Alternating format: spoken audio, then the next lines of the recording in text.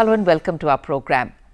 Let's share our thought for the day, and this is by Amish. Religious extremism can only be defeated by religious liberalism, not secular extremism. Please join me in welcoming on our show today celebrated author and also referred to as India's first literary pop star, Amish.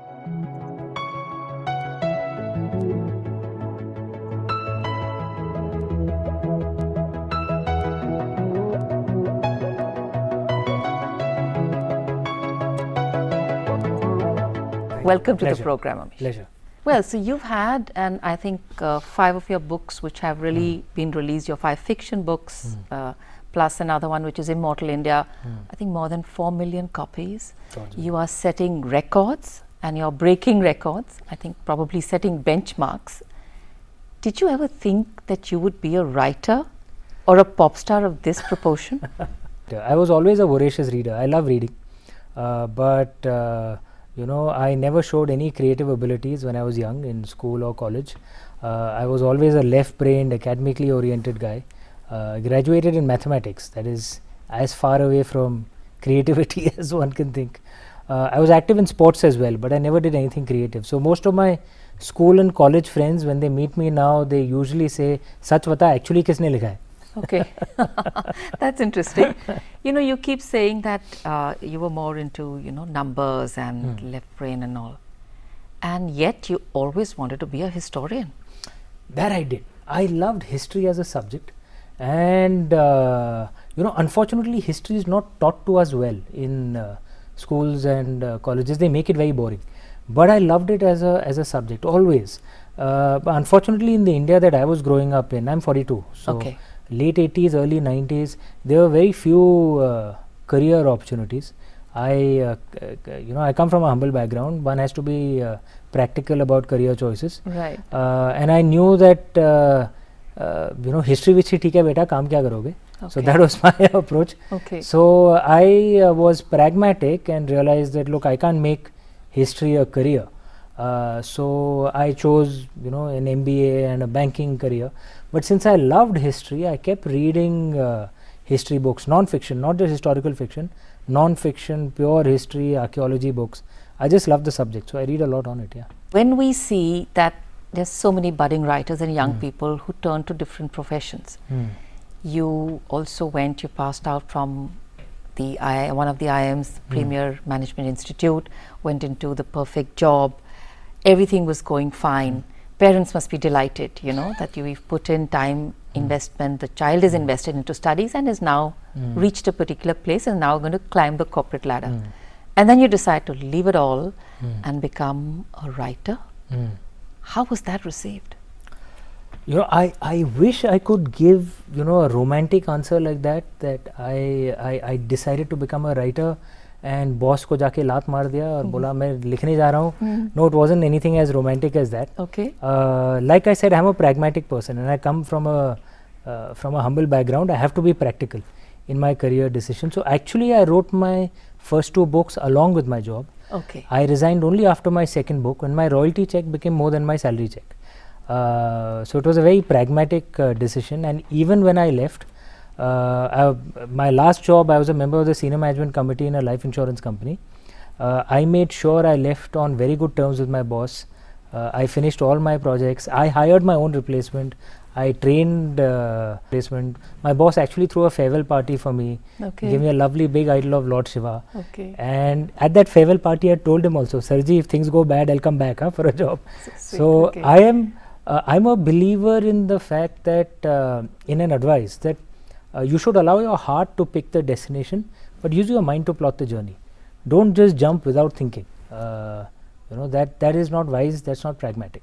Okay. You shouldn't give up your dreams either, because then life becomes very boring. So try and find a balance between your heart and your mind. When you were in the corporate setup, there were a certain set of expectations and you wanted to reach somewhere.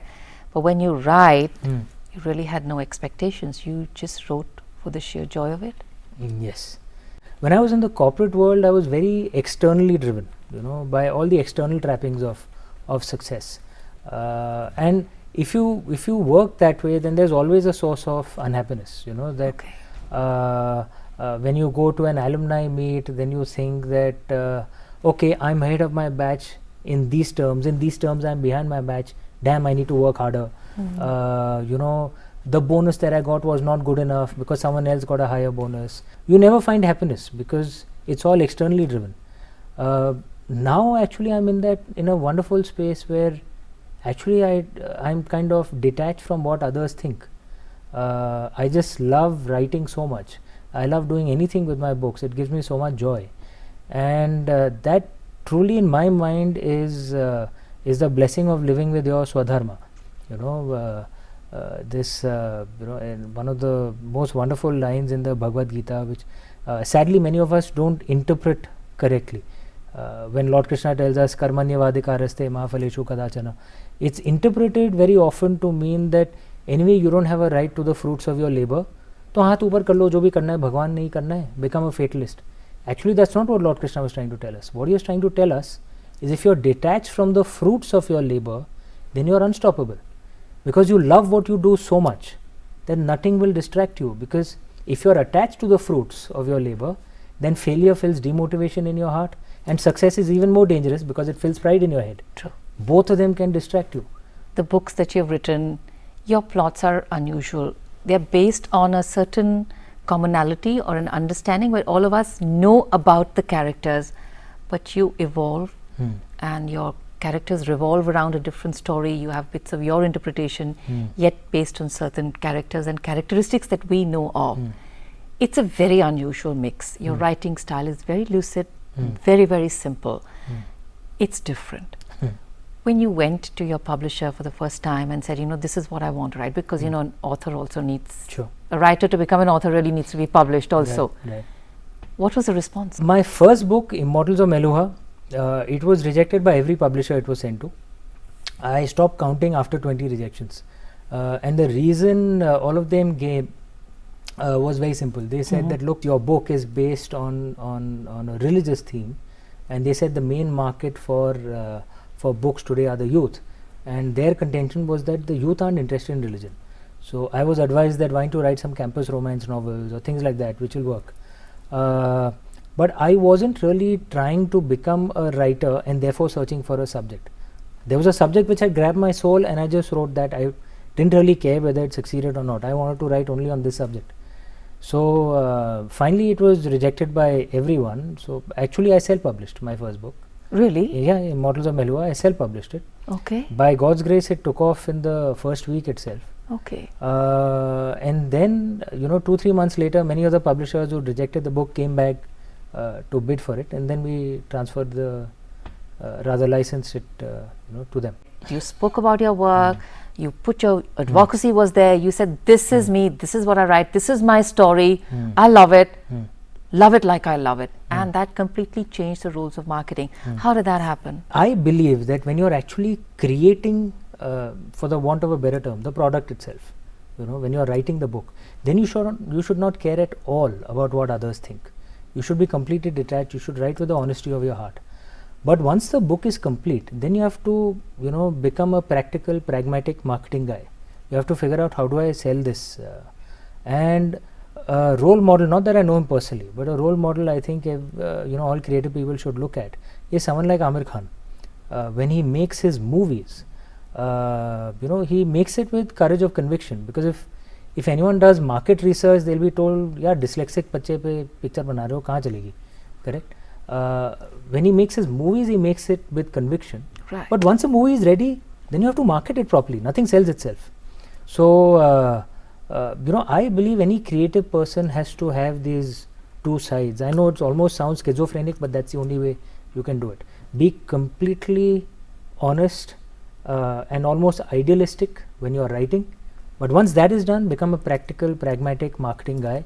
Nothing sells itself. That's a you know, the line that a good book sells itself, that's a fallacy. Okay. You have to market it properly. Right. For a book to succeed, you need both a good book and good marketing. There's no either or. Right. We also know and we believe that, you know, it's creativity, and creative people are wired differently, and yet the sheer ease with which you switch from one hat to the other hat. So you create it. Obviously, it's your story, and that's the reason a lot of people, including a lot of young people, are so crazy about your books. And you switch that hat and say, okay, now I need to be pragmatic and practical about it. So how does that switching happen? It just happens. I just tend to start thinking differently when I'm in the marketing phase. Which is why, and you'll find between, like around the launch of books, I tend to be a lot more social. I will go for media rounds, etc. But otherwise, between books, I switch off completely. I don't go for TV panel It's like discussions. a personality change that happens. I really think a creative person has to be this way. Okay. So I don't go for TV panel discussions. I don't go for pastry parties. I don't do those things. When I'm writing, my entire focus is only two things: reading and writing. I don't do anything else. So I don't know how that switch happens. I wish I could give a logical answer for it, but I just tend to start thinking differently during the marketing phase. Right. You've just recently come out with your first work of non-fiction, Immortal India. Why the term Immortal India? I think perhaps the best way to answer this is this lovely शेर from Iqbal. यूनानो मिस्र रोमा सब मिट गए जहाँ से, अब तक मगर है बाकी नामो निशान हमारा, कुछ बात है कि हस्ती मिटती नहीं हमारी, सदियों रहा है दुश्मन दौरे ज़मा हमारा. Beautiful. It's a lovely thought, and it's true. That's why it touches us Indians so much, because it's true. Most ancient cultures, the Roman culture, Greek, Egyptian, Mesopotamian, Central American, these are all museum pieces today. They're not lived cultures, they're dead. Even China, the culture of China before Emperor Qin, and Emperor Qin was 2000 years ago, the culture of China before Emperor Qin has been wiped clean completely. No one knows, for real what happened. Whereas India, we still carry traditions which were there 5,000, 6,000 years ago, but we keep adding in new things as well. So I think that's something worth exploring. What is it that is so special about us that we stubbornly refuse to die, and yet we are able to adapt and bring in new influences as well, which kind of rejuvenates us, but we keep the best of the old as well.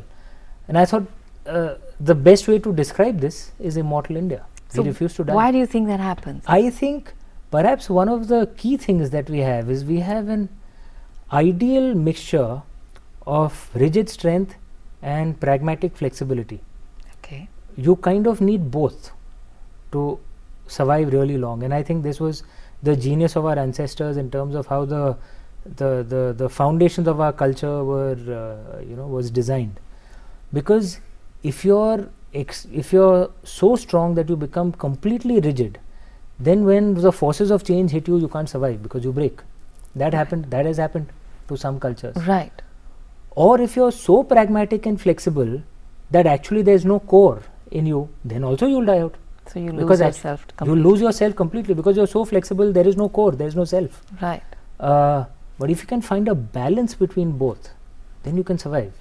Still keep your core, but still keep on adapting to the changes. I think this is one of the key, the genius of the Indian way, the genius of our ancestors. So do you think when the rate of changes becomes so fast, then somewhere the ability to balance the rigidity or the strength there and the flexibility, that is somewhere in danger, or we need to have consciousness or be conscious about certain things that we might lose without knowing because the pace is so fast?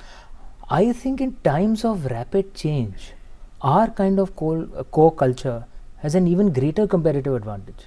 Okay. Because you'll see, there are countries like, say, in the Arab world, or Japan, where change is very difficult for them.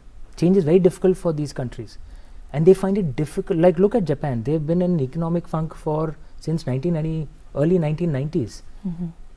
A generation and a half has been wasted. But have they managed to change? No. It's clear to anyone outside, and Japan is a lovely country. They have so many strengths: their tech strength, their ability to efficiently get things done, but they haven't been able to pull themselves out because change is very difficult for them. Okay. And there are other countries like Europe, where, regions like Europe, where you feel like they're almost losing their sense of core self, where they're becoming so flexible that actually they're losing what their core is about. Slowly, one can sense that. We need to find that balance, and I think India truly has it. So in times of rapid change, this kind of culture has an even greater comparative advantage. Right. A balance between strength and flexibility, between rigidity and pragmatism. Right. Institutions, communities are changing. Those which we took for granted earlier are actually under threat Sure, today. So in how we see socio-economic growth and how we see social conditioning is also based on the institutions that we grew up with, which are changing. So how do you think we can still manage to anchor ourselves and keep the best of those institutions and yet keep pace with the change? There are challenges in the modern world. There are issues that India faces that must be solved. But if we can find answers for that in our ancient culture, then we will not feel uprooted, we will not feel unmoored. So for example, let's speak of one of the core issues that India faces today, which is the fight for women's rights. Even our ancient scriptures say that the gods abandon the land where women are not respected.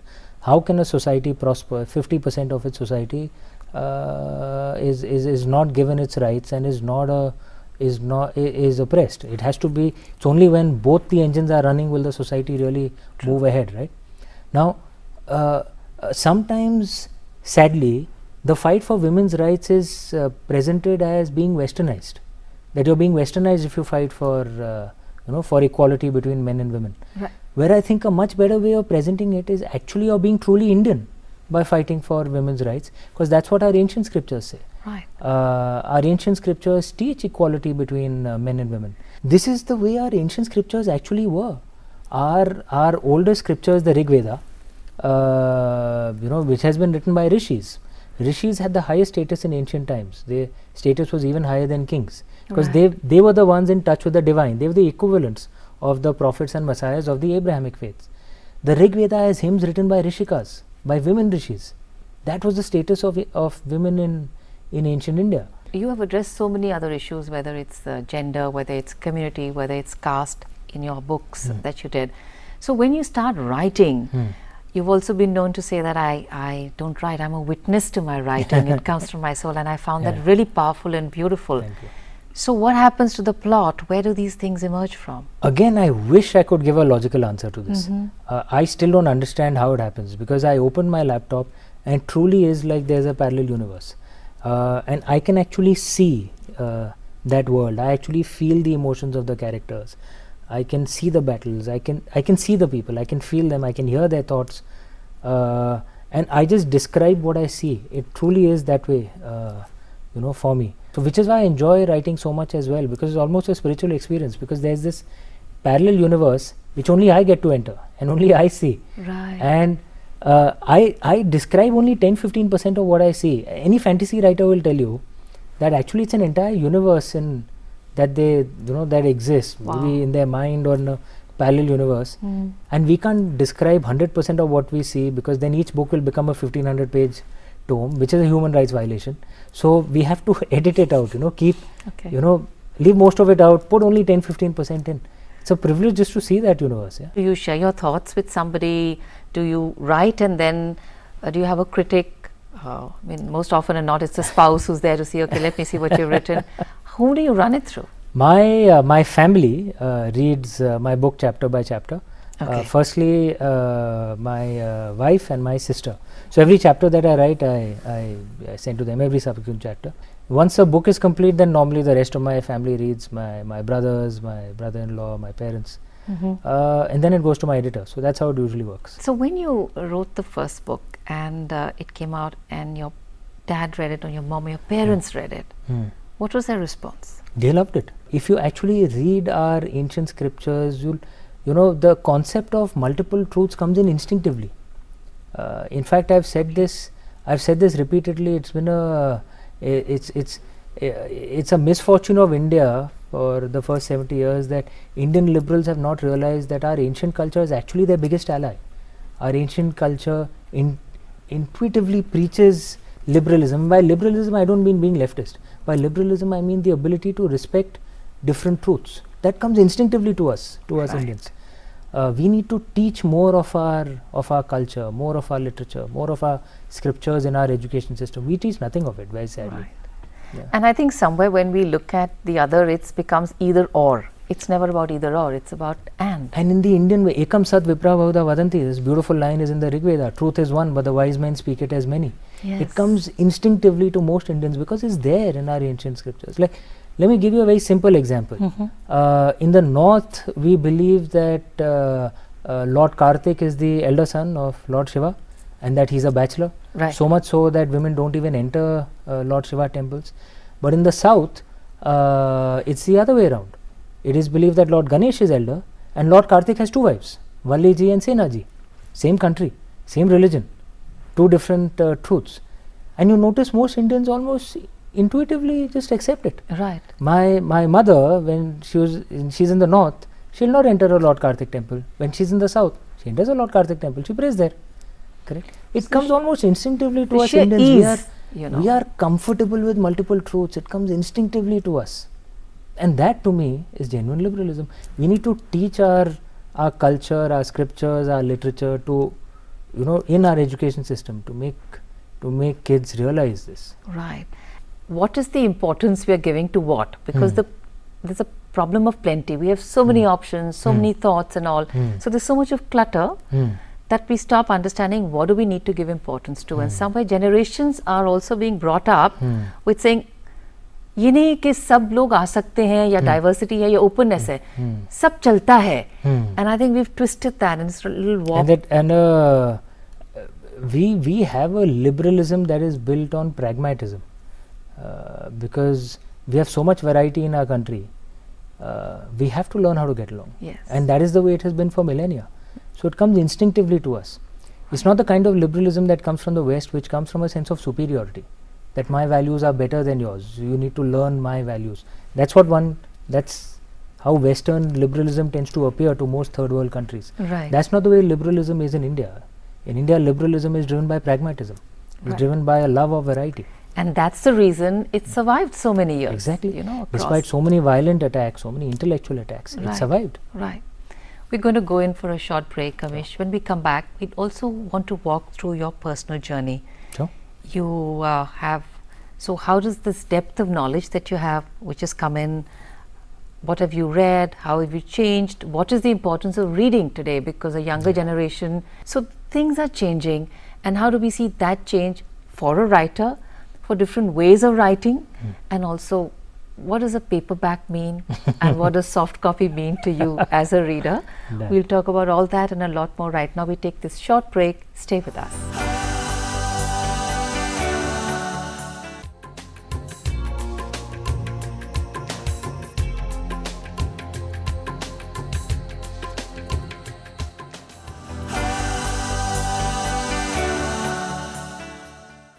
Welcome back once again. We are in conversation with celebrated author Amish. How do you ensure that what you read, because somewhere it's coming into the same person, how do you differentiate between the reader and the writer? No, in fact, I see that as a necessary condition. I always suggest to any writers who meet me that if you want to be a good writer, first you must be a good reader. Okay.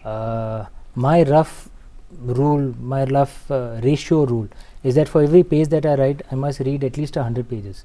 That's the only way that page becomes rich with detail, which is what will create an immersive world that my reader will love. This book, and there's a touch and a feel to it and all, and then I open this and I read a book, right? Does this feel different than reading a soft copy? So I am still used to physical books. The problem though is because I end up buying so many books, my house ends up looking, and Mumbai, it's not like Delhi. Spaces at a premium, yes. Spaces at a premium. True. So house ends up looking like a publisher's go down. Okay. So I've been forced to move to ebooks, but I still prefer reading physical books.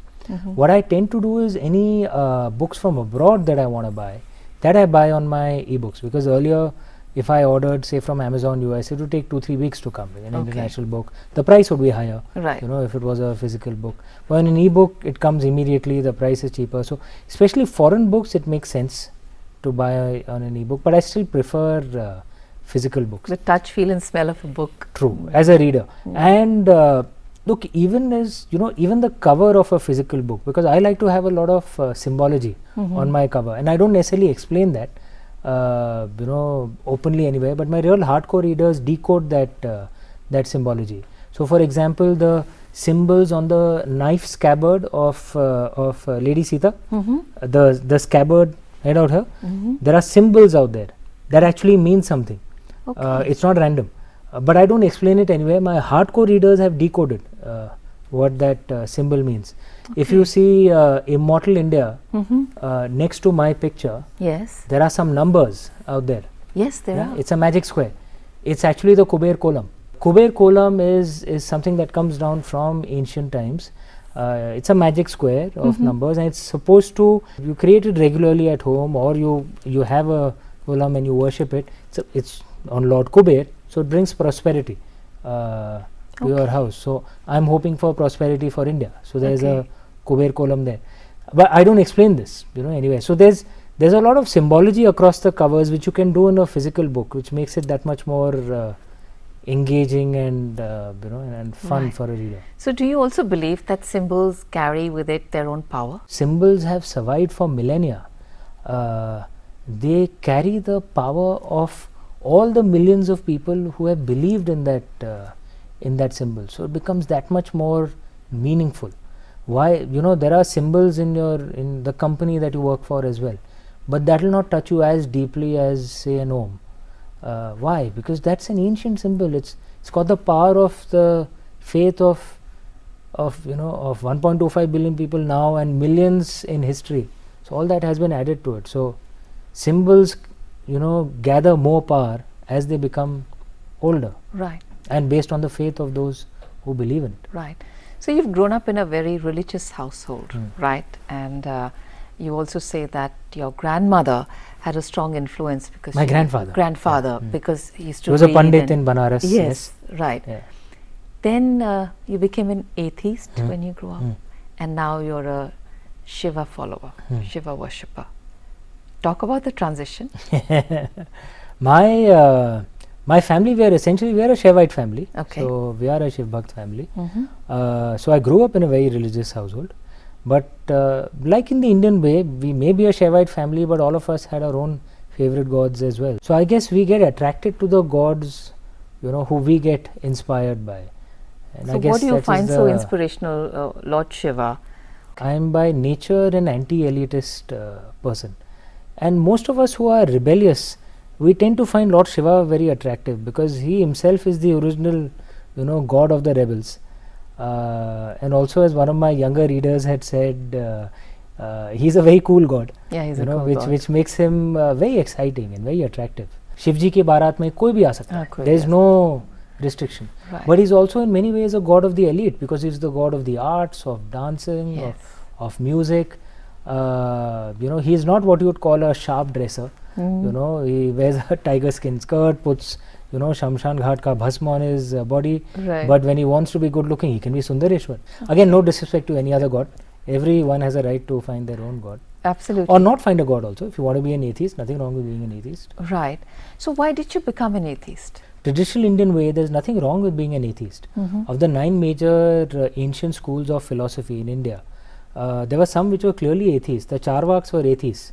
They didn't believe in the Vedas, they didn't believe in God. The Sankhyas and the Mimamsas, they believed in the Vedas, but they never believed in a creator God. So by modern parameters, they were atheists.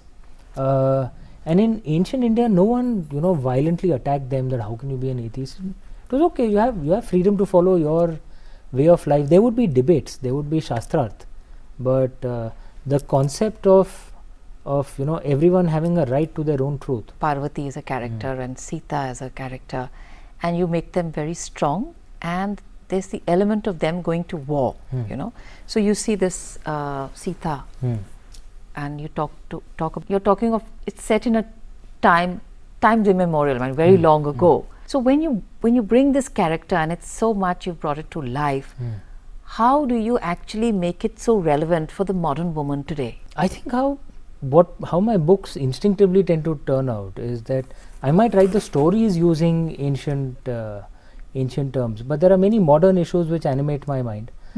So they tend to work their way into the book. So issues that I feel strongly about. But the key thing is to that it must come in as a part of the story itself. It shouldn't break the flow of the story, so you have to make it flow smoothly. Fortunately, like I said, I'm not in control of the story. I just let Lord Shiva write it. I'm just a channel. So it tends to just get woven in. So I tend to think of issues. I tend to think deeply about various issues which trouble me. So you seed them there. Yeah, so I seed them there. Then how it comes into the story is up to Lord Shiva. Does trust come naturally to you? Those whom I trust completely. Otherwise, outside of that circle, no, I'm not very because it speaks of trusting such guy. Clear trust to say, I can see. To Lord Shiva, of course. Beautiful. And because in my mind, I always think this, that I don't know what I did to deserve this blessing, because I didn't know fiction before Immortals of Meluha.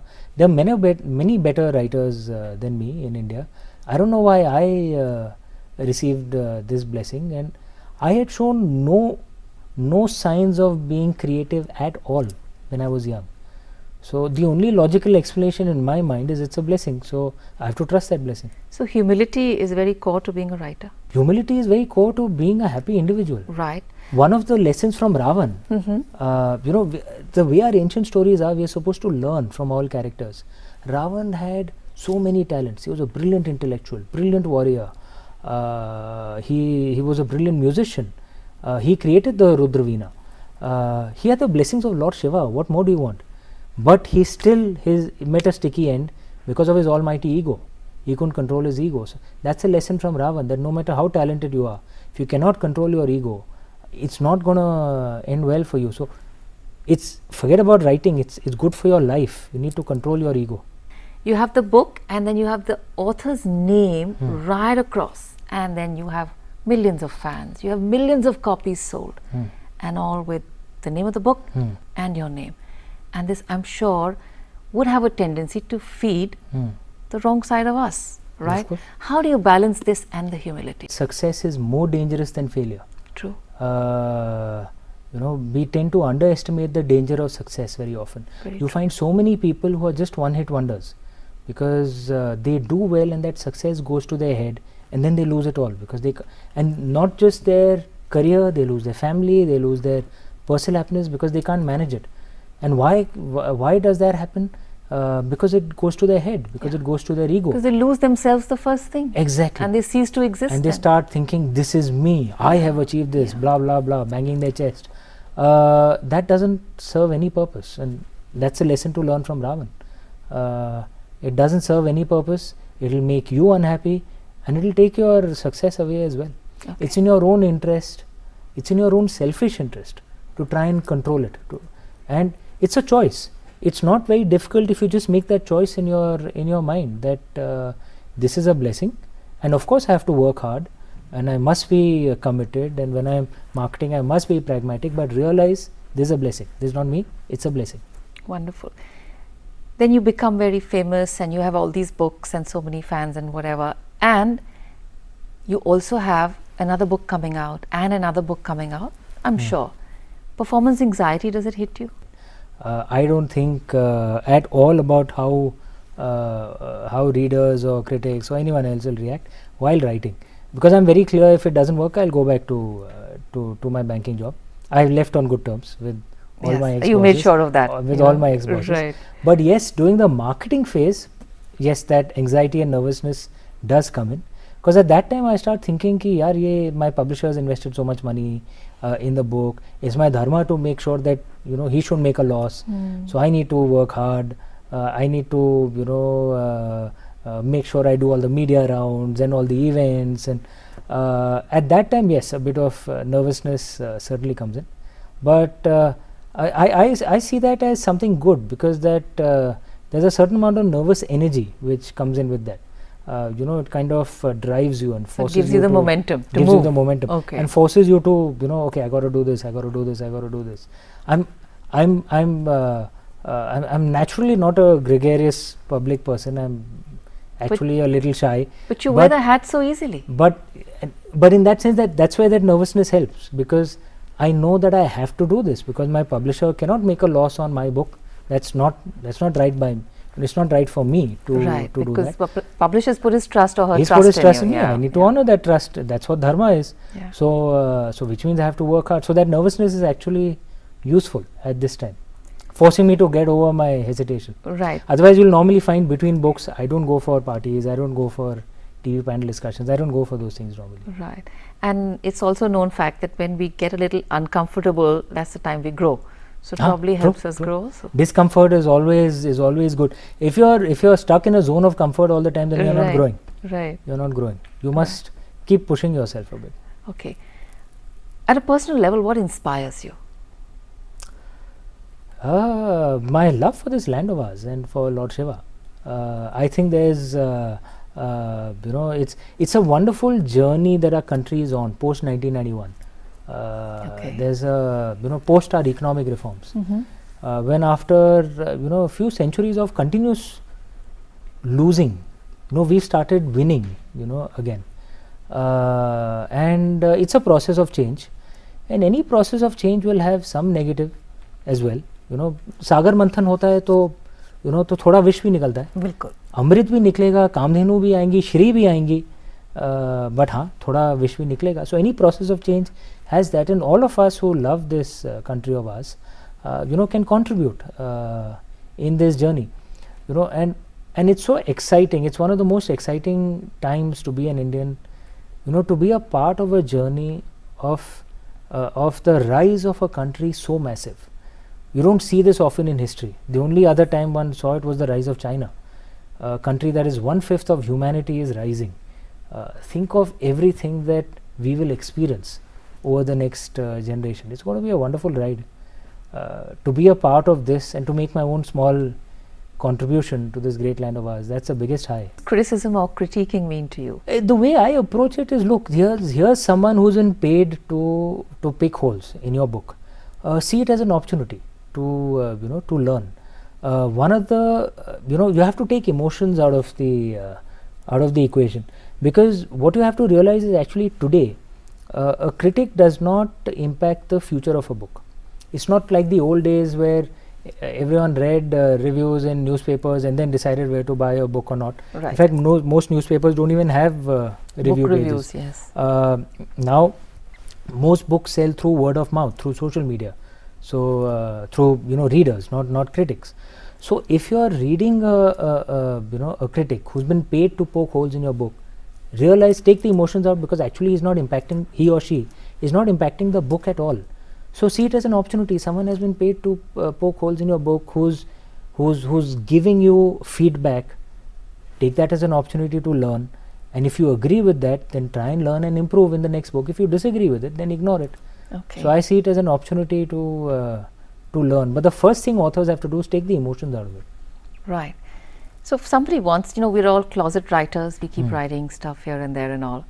Very few of us get published or take it further. What does it take to make that movement to say, okay, I'm going to write a book, I have the belief that I can do that, and I'm going to get it published? What brings that movement? A very important first movement is a publisher accepting your book. Okay. Well said. Okay. But that is not in your hands. Or having the conviction to say, I'm going to self-publish it. That is the other choice, and that's the beauty of living in a country like India. A publisher has the right to say that he or she they will not back your book with their own money. That's their choice. But they don't have the right to shut your voice.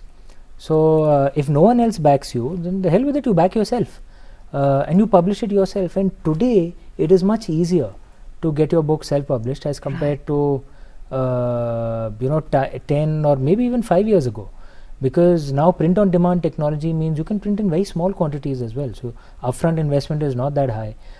You can actually just publish on the web, convert it into a PDF, just upload it, distribute it free of cost.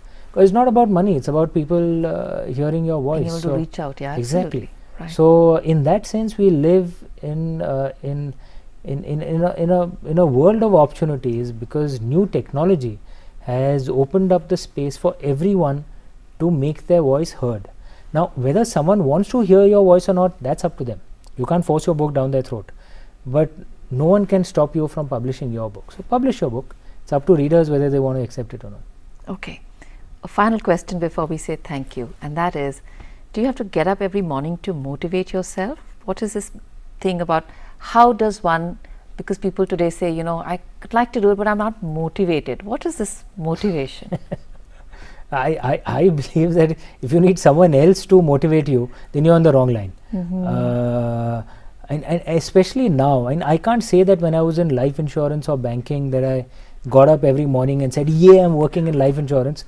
But writing, I mean, it's a privilege. So you said follow your passion, your soul. Yeah, I love doing what I do, and I actually get paid for it. What more can one want, from life? So. Wonderful.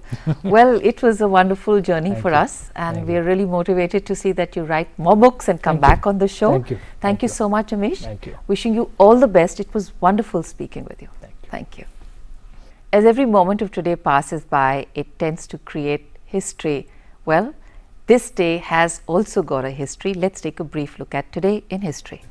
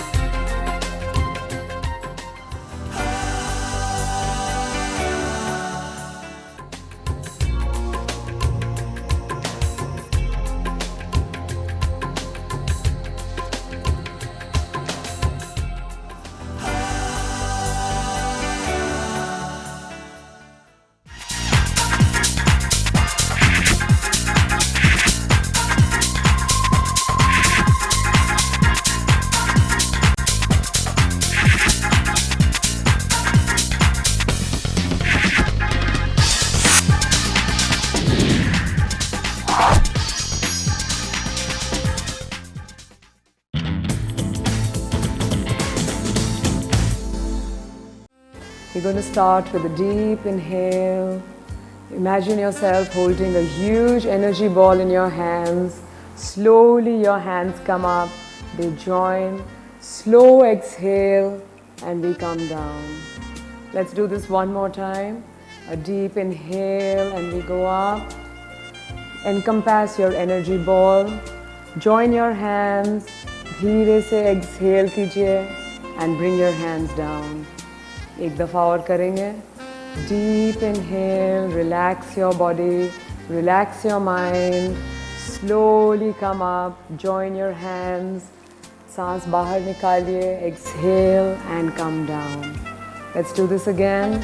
Deep inhale, catch hold of all the energy in the universe. Bring your hands together. Thank the Lord for what you have. Deep exhale and we are down. Let's do this again. Deep inhale and we come up. Slow movement. Encompass the whole energy of the world. Slowly come down. Very good. Now very slowly let's start moving our bodies side to side. Sway gently. ऐसे सोचिए कि आपकी body एक बीच पर है और आप समुंदर की लहरें हैं. अब बहुत धीरे अपने हाथ उठाइए.